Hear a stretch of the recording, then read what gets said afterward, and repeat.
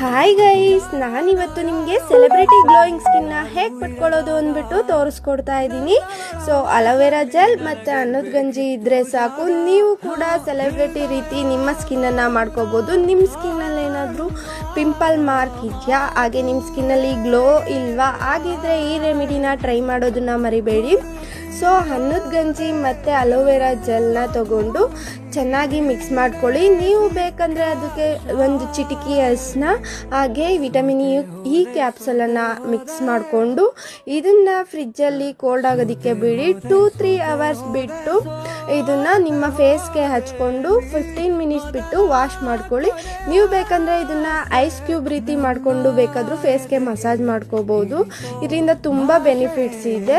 So ಇದ್ರ detail video ನನ್ನ YouTube channel style with ಶೀಲಾದಲ್ಲಿ ಇದೆ, ಹೋಗಿ ಚೆಕ್ ಮಾಡಿ. ಹಾಗೆ ಈ ವಿಡಿಯೋ ಇಷ್ಟ ಆದರೆ ಲೈಕ್ ಮಾಡಿ, ಶೇರ್ ಮಾಡಿ, ಕಮೆಂಟ್ ಮಾಡಿ, ಫಾಲೋ ಮಾಡೋದನ್ನ ಮರೆಯಬೇಡಿ.